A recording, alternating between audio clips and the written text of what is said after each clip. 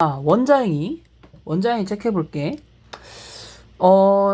이 파트에서 제일 중요하죠. 위험 발생에 대한 예견 가능성이 있고 행위자가 고의 또는 과실로 자신을 심신상실 또는 심신미약에 빠뜨린 후 그 상태에서 범죄를 저지르는 것을 우리는 원자행위라고 한다.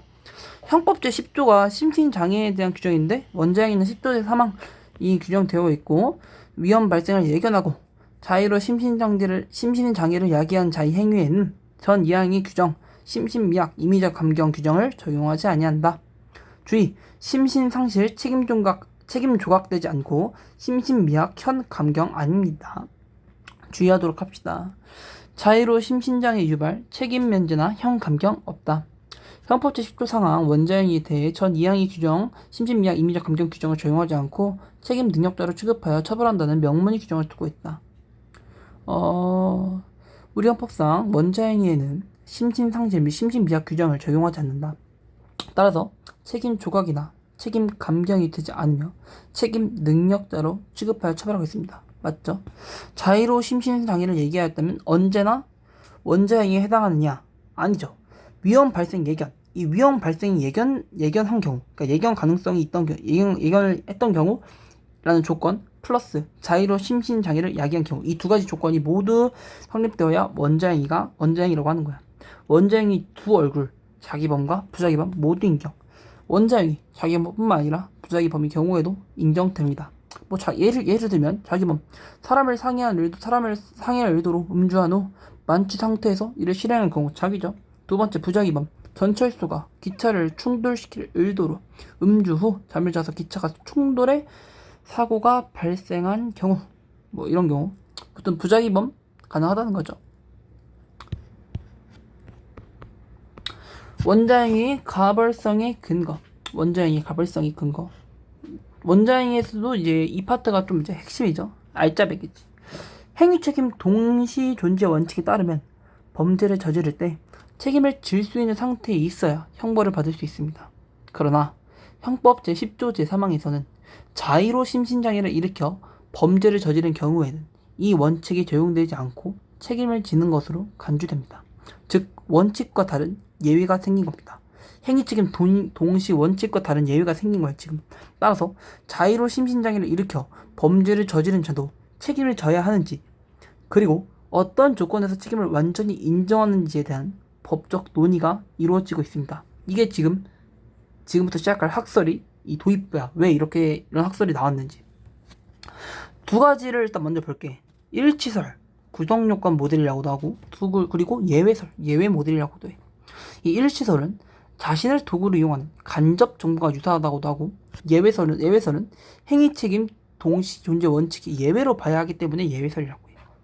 일치설부터 보면 일치설은 술을 마시는 행위, 즉 원인 행위, 또 다른 말로는 원인 설정 행위를 실행 행위로 보는 거야. 그러니까 이때 책임 능력이 있다고 보는 거지. 그러니까 보면 이 책임 능력이 있다는 게 무슨 말이냐? 술을 마실 때는 멀쩡했잖아. 따라서 책임 능력이 있다고 보는 거야. 그리고 이 술을 마시는 행위를 실행 행위로 봄으로써 행위 책임 동시 존재 원칙을 고수할 수 있어. 그러면 일치설은 행위 책임 동시 존재 원칙을 굉장히 중요하게 생각하는 학설이구나. 그래서 장점이 행위 책임 동시 존재 원칙을 고수한다. 그럼 단점이 뭐냐? 그럼 이제 얘네는 술을 마신 거를 실행 행위로 본다. 술을 마신 행위를 살인으로 본다는 거잖아. 그럼 이제 이런 문제가 나오는 거지. 야, 술을 마신 게 뭐가 살인이냐? 구성 조건이 정형을 무시하는 거 아니냐? 구성 조건이 정형을 무시하여 죄형법정주의에 반하는 것이 아니냐? 이런 문제가 생기는 거야. 그러면서 다시 이제 예외설을 보면, 예외설은 뭐라고 했어? 사람을 살해하는 거, 그러니까 사람을 살해를 어떻게 했어? 술을 마시고 자의로 심신상해를 유발한 다음에 심신장애 상태하에서 사람을 살해한 것을 이제 실행행위로 보잖아. 그럼 이때 어때? 책임 능력이 없지. 그런데 이제 술을 마시고 사람을 살해한 것을 술을 마시고 사람을 살해한 것을 실행행위로 보면 어떻게 돼? 행위책임 동시존재 원칙을 고수하지 못했잖아. 즉 행위책임 동시존재 원칙이 예외를 인정해야 된다는 문제가 생겼어. 왜? 사람을 살해했을 때는 술을 마셨기 때문에 책임 능력이 없기 때문이야. 하지만 그럼 반대로 장점은 뭐냐? 사람은 살해한 행위를 실행행위로 본 거잖아. 그러니까 이 범죄의 구성 요건이 정형을 유지했다는 장점이 있다. 이렇게 이렇게 체크하고 가면 될 것 같아. 이제 그 다음 상황을 보면 술을 마시고 사람을 죽이려고 했는데 내가 사람을 죽이지 않고 잠이 들어버린 경우야. 1치사를 볼게. 술을 먹은 행위를 실행행위로 봄으로 실행이 착수가 인정되어 미수범이 성립한다. 그러면 이제 문제점이 뭐냐? 실제로 사람을 죽이지도 않고 술만 마시고 잠에 들었는데도 미수범으로 처벌하기 때문에 미수범의 범위가 너무 확대된다는 문제점이 발생한다. 기출에서는 가벌성의 근거를 자신이 도구로 이용하는 간접 정법으로 일하는 견해, 즉 일치설 구성요건 모델에서는 갑이 주치 상태로 을을 살해하는 계획을 가지고 음주하다가 명정 상태, 만취 상태에 빠져 그대로 잠이 들어버린 경우에도 살인 미수죄를 인정해야 한다. 그러니까 미수범의 범위가 너무 확대된다는 비판을 받는다. 갑과 을은 A를 살해하기로 공모한 후 범죄 실행에 용기를 내기 위해 만취 상태에 가까울 정도로 술을 마신 후에 심신미약 상태에서 A를 찾아갔다. 원자 행위를 간접 정보와 유사한 구조로 보고 원인 행위부터 실행 행위로 보아 가벌성의 근거를 원인 행위에 있다고 하는 견해, 즉 일치설 구성요건 모델에 따르면 갑과 을이 A의 집 앞까지 갔다가 후회하여 다시 돌아온 경우에 살인 미수죄로 처벌할 수 있다. 맞는 지문이죠. 미수범으로 계속 미수범 일치설의 경우 미수죄를 인정하죠. 기출에서는 살인죄의 예비 음모로 처벌할 수 있다고 했는데 이건 이제 일치설이 아니고 예외설로 가면 이제 이런 결론이 나오죠. 예외설의 경우 술만 먹고 잠에 들었으므로 범죄 행위 실행의 착수가 인정되지 않으므로, 얘는 아까 실행 행위가 뭐라고 했어? 자의로 심신 상태를 일으키고 술을 마신 다음에 사람을 죽인 행위를 실행 행위로 보기 때문에 행위 책임 동시정제 원칙의 예외를 인정해야 된다는 문제점이 생긴다고 했었지. 따라서 술만 먹고 잠에 들었으므로 실행의 착수가 인정되지 않으므로 미수범도 성립되지 않는다. 근데 이제 내가 여기서 체크해야 될 게 이게 예비 음모죄가 성립되고 했거든. 이 29번을 체크하면 예외설은 행위 책임 및 동시존재 원칙의 예외를 인정합니다. 이 이론에 따르면 책임 능력 결함 상태에서 한 행위, 심신장애 상태의 행위가 실행행위로 간주되어 이때 실행의 착수가 인정됩니다. 따라서 갑과 을이 A의 집 앞까지 갔다가 후회하여 돌아온 경우 1번 살인죄의 실행의 착수는 인정되지 않지만 2번 살인죄의 예비 음모를 처벌하므로 살인죄는 예비 음모를 처벌하므로 갑과 을은 살인 예비죄로 처벌될 수 있습니다. 미수죄로 처벌되는 것은 예외설의 입장이 아니고 일치설의 입장이죠. 따라서 미수범위 범위가 너무 과대하게 넓어진다는 비판까지 있다고 했죠. 기출에서 후회하고 다시 돌아온 경우 실행의 착고가 없었으므로 예외설을 이해하면 불가벌이라고 쓰였는데 불가벌이 아니고 살인이 예비 음모로 처벌될 수 있다는 점 체크하도록 합시다. 그래서 쭉 보면 공통점, 술을 마시는 것 때문에 처벌받는 거야. 일치설과 근데 예외설, 얘네들이 좀 달라. 보면 일치설은 술을 마시는 것 그 자체를 범죄로 봐. 그래서 술 마시는 게 범죄야. 그러니까 처벌받아야 해. 예외설은 술 마시는 것은 범죄가 아니잖아. 이제 술을 왜 마셨는지를 포인트를 주는 거야. 범죄를 목적으로 술을 마시는 게 문제라는 거야. 얘는 그냥 술 마시는 게 문제가 아니고 범죄를 목적으로 술을 마시는 게 문제라는 거야. 따라서 범죄를 목적으로 술을 마신 행위, 원인 설정 행위는 살인행위, 심신장애 상태 행위와 밀접한 연관이 있다고 보아 술을 마시는 게 문제이다. 원인 설정 행위에 책임 비난이 근거가 있다. 이렇게 보는 거야. 이 문장 거의 그대로 기출에 나왔는데 내가 앞서 말한 예시를 들으면서 이해하면 이 문장이 좀 더 잘 들어와. 보면 원인 행위와 실행 행위 불가문적 연관에서 책임이 근거를 인정한 견해, 즉 예외설, 예외 모델에 따르면 원인 설정 행위는 실행 행위 또는 그 착수 행위가 될 수 없지만 책임 능력 없는 상태에서의 실행 행위, 그러니까 심신장애 상태 행위, 살해 행위와 불가분의 연관을 갖는 것이다. 술을 마시는 행위와 그 심신장애 상태의 행위, 살해 행위가 불가분적 연관을 갖고 있다 보는 거야. 따라서 원인 설정 행위에 책임 비난이 근거가 있다. 술을 마신 행위에 책임 비난의 근거가 있다고 보는 거야. 그게 바로 예외설이다. 구성요건 모델 25번 원인 행위를 실행 행위로 보는 견해에 따르면 행위 책임 동시존재 원칙에 부합하고 책임 무능력 상태에서 실행 행위는 책임이 없거나 행위라고 할 수도 없기 때문에 원인 행위 자체를 실행 행위로 보지 않으면 원자 행위로 처벌할 수 없게 된다. 그러니까 원인 행위를 실행 행위로 본다는 입장, 구성요건 모델 일치설의 입장이다. 구성요건 모델은 간접 정범과 유사합니다. 구성요건 모델이 간접 정범과 유사한 이유는 나 스스로 술을 마셔 책임 무능력 상태를 만들고 범죄를 저지르는 것이 내 자신을 도구로 사용해 범죄를 실행하는 간접 정범의 방식과 비슷하기 때문입니다. 기출에서 보면 원자 행위가 간접 정범과 유사한 견해 원인 설정 행위실을 실행이 착수 시기로 본다. 일치설 구성요건 모델의 얘기죠. 이제 그 다음 이제 지금까지 얘기했던 일치설과 예외설이 아닌 반무의식 상태설이라는 게 있어. 그러니까 이건 이제 국내에서 주장한 학설이기 때문에 의미가 있는 학설이라고 하더라고. 반은 책임 능력이 있는 거야. 그러니까 이걸 쉽게 생각하면 술에 취해서 필름 끊긴 걸 반무의식이라고 하면 생각해보면 쉽다고 해. 사람을 살해할 때 반은 멀쩡해서 반은 책임 능력이 있는데 아침에 일어나서 기억을 못할 뿐이다. 이런 식으로 이해하면 될 것 같아. 일치설과 예외설은 술을 마시는 것, 즉 원인 행위를 문제로 하는데 반무의식 상태설은 살해 행위, 그러니까 심신장애 상태 행위를 가지고 처벌하겠다는 입장이다. 지금까지 보면 일치설과 예외설은 술 마시는 게 범죄라고 했잖아. 이제 술을 마시는 게 범죄고 예외설은 범죄 목적으로 술을 마시는 게 문제라고 했지만 결국에 이 술을 마시는 것 때문에 처벌받는다 했는데 반무의식 상태설은 이 심신상의 상태에서 술을 마시고 살해한 행위를 가지고 처벌하겠다는 입장이다. 그러면 우리가 질문을 한번 던질 수 있지. 살해 행위, 심신장애 상태 행위는 책임 능력이 없는 거 아니에요? 아까 그래서 책임 능력이 예외설 같은 경우는 이 살해 행위를 그 실행 행위로 봤기 때문에 행위 책임 동시존재 원칙에 예외를 인정해야 되는 문제점이 생겼다고 했잖아. 그러면 이제 우리는 이 반무의식 상태설에 이런 질문을 던질 수 있지. 반은 책임 능력이 있다고 하는데 책임 능력 없는 거 아니냐? 이제 얘네들은 이제 그런 반무의식 상태에서 이루어진 범죄도 책임 능력이 없는 것이 아니야. 주관적 요소, 그러니까 범죄를 저지른 사람이 의도나 고의성을 인정할 수 있다고 주장한다. 따라서 이 비판이 나오는 거야. 이 주관적 요소를 인정할 수 있다고 주장하기 때문에 반무의식 상태 행위를 실행행위로 볼 경우 대부분의 경우에 책임 능력이 인정되어 법적 안정성을 해칠 위험이 있다는 비판을 받습니다.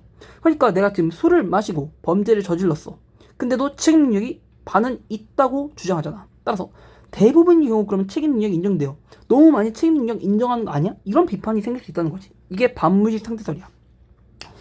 예를 들어서 반무의식 상태에서 범죄를 저지른 사람이 여전히 법적 책임을 지게 돼요. 그가 책임을 질 수 없는 상태였다는 원칙이 흔들릴 수 있다는 우려가 제기된다는 거지. 뭐 기출 지문을 보면 원자행위 가벌성의 근거를 책임 능력 결함 상태에서 이 실행행위에서 찾는 견해는 일종의 반무의식 상태에서 실행행위가 이루어지는 한 그 주관적 요소, 범죄를 저지른 사람이 의도나 고의를 인정할 수 있다고 보지만 대부분의 경우 행위자의 책임 능력이 인정되어 법적 안정성을 해치는 결과를 초래한다. 반무의식 상태를 이 정도만 체크해주면 될 것 같대. 예외 모델 원인 행위와 실행 행위 불가문적 연관. 벌써 이 불가문적 연관이라는 듣자마자 예외설이 머리에 빠박하고 떠올라야 돼. 에 따르면 원인 설정 행위, 술을 마신 행위는 실행 행위 또는 그 착수 행위가 될 수 없지만 책임 능력이 없는 상태에서 실행해 심신장애 상태의 행위라고도 하고 우리 술 먹고 살해한 행위라고도 하죠. 와 불가문적 연관을 가진다. 술 마시는 것과 술 먹고 살해한 것 불가문적 연관이 있다. 따라서 술을 마신 행위, 원인 설정 행위에 책임 비난이 근거가 있다. 밑에 지문도 큰 차이가 없고 이 밀접 불가능성은 그냥 간단히 이렇게 생각하면 돼. 술 마신 거, 술 먹고 사람 죽인 거, 밀접 연관 있네. 예외설이야. 이렇게 쉽게 생각하면 돼. 일치설 vs 예외설. 실행이 착수시 누가 더 빠르면 당연히 일치설이 빠르겠죠. 일치설에 따르면 예외설보다 실행이 착수시 얘가 앞당기죠. 왜냐? 일치설은 술을 마신 게 실행행위로 보고 예외설은 술을 먹고 사람을 죽인 게 실행행위로 보기 때문이지. 원자행위 유형. 원자행위는 뭐 고의에 의한 원자행위뿐 아니라 과실에 의한 원자행위도 그 형법 제10조 3항 원자행위 규정에 포함된다. 과실도 포함됩니다. 위험을 예견할 수 있었음에도 둘 다 원자행위에 해당한다. 위험의 발생을 예견하고 자의로 심신장애를 야기한 경우와 위험의 발생을 예견할 수 있었음에도 자의로 심신장애를 야기한 경우 모두 형법 제10조 3항 원자행위에 해당한다는 것입니다. 결국 원자행위는 예견 가능성 플러스 자의로 심신적 야기의 범행을 저지르는 것, 이걸 의미한다. 이게 보면 그 자의로 그 위험 발생을 예견하고 자의로 심신장애를 야기한 경우는 원자행위에 해당하나 위험 발생을 예견할 수 있었음에도 자의로 심신장애를 야기한 경우는 원자행위에 해당하지 않는다. 틀렸다. 위험을 예견한 경우, 위험을 예견할 수 있었던 경우 둘 다 원자행위에 해당한다. 예경 가능성이 없었던 경우에도 원자기는 적용된다? 아니죠. 예경 가능성이 필수야. 이제 마지막으로 이제 이 제일 어려운 마지막 문제인데, 구체적 사실의 착오. 그러니까 사실의 착오와 이 원자기를 합치는 거야. 보면 이제 갑이 을한테 얘기하는 거지. 야, 1억을 줄 테니 이 병을 죽여줘. 이렇게 이게 살인 교사를 한 거고, 이제 을이 이제 그 이제 위험 발생을 예견했고 자의로 심신상체를 야기한 거야. 그러니까 너무 그냥 죽이긴 너무 무서워가지고 그 술을 맞고 죽였다는 느낌으로 이해를 하면 되지. 그런 경우에 이제 전 이항이 심신장애 그 필감경이 아니고, 이거 틀렸네. 필감경이 아니고 이거 임의적 감경이야. 임의적 감경. 오류가 있었어. 이거 이제 임감경 규정 적용하지 않는다. 그 을이 정을 이제 근데 이제 을이 이제 그 술을 먹고 이제 원자의 상태로 들어갔는데, 이제 인식은 병을 죽인다고 인식을 했는데 이제 정을 죽인 경우이죠. 우리가 사실의 착오를 아주 간단히 빨리 복습해보면, 구체적 사실의 착오만 복습을 하도록 할게. 객체적 착오는 구체적 부합설과 법정적 부합설이 결론이 같지, 발생 사실이 고의기수, 살인죄 기수였잖아. 왜냐면 병을 오인해 죽이려는 고의가 있었잖아, 결국에. 그러니까 발생 사실에 대한, 그러니까 얘를 죽이려는 고의는 있었던 거야, 객체를 착오했기 때문에. 근데 이제 방법이 착오가 좀 다르다는 거지. 이 두 입장이 왜 다르냐. 근데 이걸 조금만 이해해보면 굳이 외울 필요가 없는 게, 을이 분명히 이제 얘는 이제 이 병을 쏠려고 한 건데, 이 원래 이제 사주 받았던 이제 얘를 쓰려고 한 건데 그냥 진짜 빗나가서 얘를 쓴 거야. 그러니까 얘는 마음속으로는 얘를 쓰고 싶었지, 얘를 쓰고 싶었던 이유는 없단 말이야. 그렇기 때문에 둘의 입장이 다른 거야. 구체적 부합설은 이제 인식사실 미수, 발생사실 과실 상경이고, 법정적 부합설은 발생사실 고의 기수잖아. 결론이 다르네. 이걸 이제 뭐 오랜만에 다시 한번 뭐 기억도 살릴 거면 설명을 해보면, 고의 인정 여부로 학설관 대립이 있는 부분, 오직 구사착에서 방착이다, 방법이 착오이다. 이 경우에서 구체적 부합설과 법정적 부합설이 서로 다른 입장을 보인다. 구체적 부합설은 인식사실, 병을 써서 죽일 거야. 그리고 발생사실, 실수로 빗나가서 정이 죽였어. 이 구체적으로 부합하는 경우, 동일한 경우에만 발생사실에 대한 고의를 인정한다. 예를 들어 B를 죽이려다 A를 죽인 경우 인식사실과 발생사실이 동일하지 않으므로 고의를 인정할 수 없다. 따라서 구체적 부합설의 경우 방법의 착오에서는 인식사실 미수와 발생사실의 과실이 상상적 경합의 입장을 취하겠고, 법정적 부합설은 그 을을 써서 죽일 거야. 인식사실과 발생사실, 실수로 빗나가서 정이 죽였어. 발생사실. 이 구체적으로 부합하지 않아도, 구체적으로 동일하지 않잖아. 너 법정적으로 동일하므로, 사람을 죽인 건 동일하잖아. 따라서 법정적으로 동일하므로 법정적 부합설, 어차피 사람을 죽인 건 동일하잖아. 살인으로 규정되면 고의를 인정하다. 따라서 법정적 부합설은 살인죄의 고의기수를 인정하고, 발생사실 고의기수, 구체적 부합설은 인식사실 미수와 발생사실 과실이 상상적 경합이다. 뭐 이런 쟁점이고, 그래서 쭉 보면 선지를 딱 보면 을이 정을 병으로 오인하고 살해한 부분에 대해서 법정적 부합설에 의하면 살인죄 고의기수라고 했지, 살인죄에 처벌된다. 을이 사망한 정이 손목시계를 빼고, 그러니까 애초에 이게 손목시계를 빼앗고 온 행위는 이 처음에 얘기했지만 얘는 살인교사를 했지 손목시계를 교사한 게 아니잖아. 그 절도행위를 교사한 게 아니잖아. 이걸 좀 포인트로 체크해야 돼. 그래서 먼저 원인 행위 시에 을이 손목시계를 훔칠 고의가 없었기 때문에 그가 심신상실 상태에서 손목시계를 가져간 행위는 원죄행위로 볼 수 없고 법적으로 책임이 없고 처벌되지 않는다. 왜냐면 원인행위 시에 을이 손목시계를 훔칠 고의 과실이 없었기 때문에 이를 이제 심신 상태에서 손목시계를 가져간 행위는 원죄행위로 볼 수 없고, 이 심신 상태를 볼 수 없기 때문에 심신상태를 볼 수 없는 게 원죄행위로 볼 수 없고 법적으로 책임이 없고 처벌되지 않는다. 그리고 그러니까 이제 전 2항이, 이 경우에는 전 2항이 그 규정이 적용되는 거지. 왜냐면 자의로 심신상태를 야기할 때 그 사람을 죽이겠다고 했지, 절도죄로 이 손목시계를 훔치려고 계획까지 나왔잖아. 1억 때문에 전 2항이 적용되는 거고, 그 다음에 3번 이제 을이 정의 손목시계를 빼앗고 온 행위에 대해서 갑은 책임지지 않는다. 왜냐면 갑은 살인을 교사한 것이지 절도나 횡령에 대해서 교사한 것이 아니기 때문에 이에 대해서는 책임지지 않습니다. 따라서 갑에게는 살인죄의 교사분만 선입합니다. 즉 을이 추가적인 행동, 절도나 횡령에 대해 갑이 책임을 지지 않는다는 내용입니다. 여기까지 책임 능력 정리했고, 앞으로 부족한 부분들은 모의고사나 그걸 통해서 보충하도록 합시다.